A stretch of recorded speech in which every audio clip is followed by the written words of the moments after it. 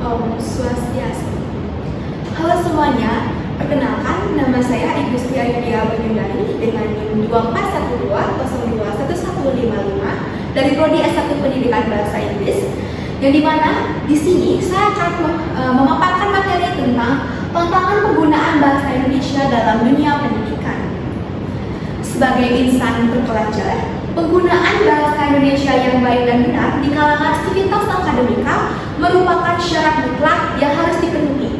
Namun, realita yang sering terjadi di lapangan terkadang tidak sesuai dengan apa yang dicita-citakan.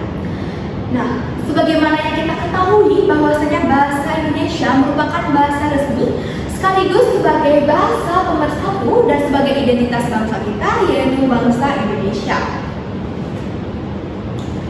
Sebagai bahasa resmi dan bahasa pengantar dalam pendidikan nasional, penggunaan bahasa Indonesia tersebut mempengaruhi proses pembelajaran dan pengajaran di semua tingkatan.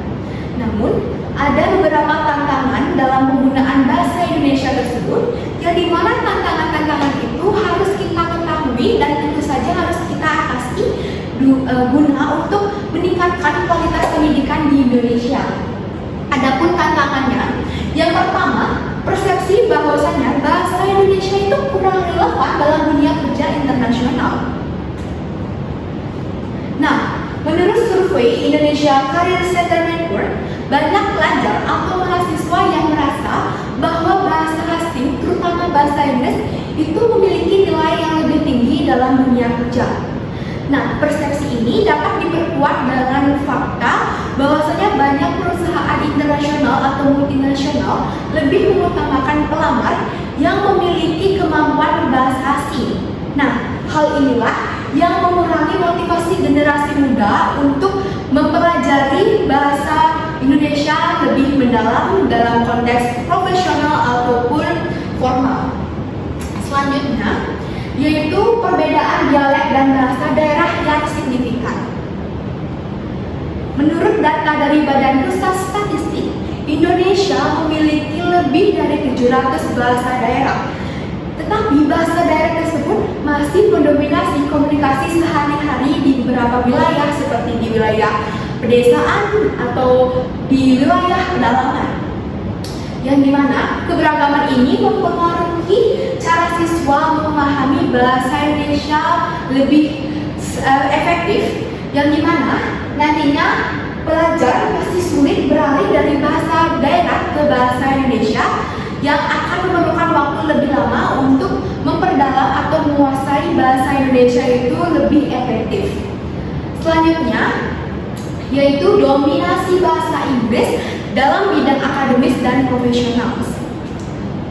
Dalam EF, English Proficiency Index 2022 menempatkan Indonesia itu pada posisi menengah dalam kemampuan berbahasa Inggris.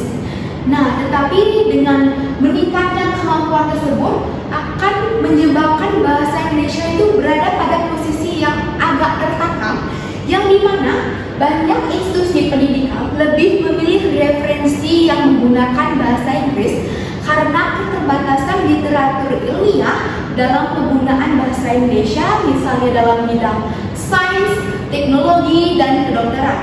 Nah, hal ini yang menciptakan anggapan bahwa bahasa Inggris itu secara signifikan lebih kompetitif dibandingkan dengan bahasa Indonesia. Nah, yang terakhir yaitu kurangnya inovasi dalam pembelajaran bahasa Indonesia. Menurut survei dari Kemendikbud tahun 2020, 60% guru menyatakan metode pengajaran bahasa Indonesia kurang inovatif dan sering membosankan. Yang dimana dengan kurangnya metode kreatif ini dapat membuat minat pelajar terhadap bahasa Indonesia itu rendah. Nah, terutama di kalangan generasi muda yang terbiasa dengan interaktif berbasis teknologi. Nah, dengan keterbatasan inilah akan berdampak pada rendahnya motivasi belajar mahasiswa untuk memperdalam bahasa Indonesia secara lebih dalam lagi. Nah, Jadi, untuk mengatasi tantangan-tantangan penggunaan bahasa Indonesia dalam dunia pendidikan itu dilakukan dengan beberapa strategi yang dimana di strategi tersebut akan melibatkan pemerintah, institusi pendidikan, dan tentu saja partisipasi dari masyarakat yang luas dengan cara meningkatkan pendampingan bahasa Indonesia di setiap daerah dan meningkatkan jumlah dan kuantitas literatur ilmiah dalam bahasa Indonesia. Baik, sekian materi tentang tantangan penggunaan bahasa Indonesia dalam dunia pendidikan. Sekian dari saya, terima kasih dan Om Santi Santi.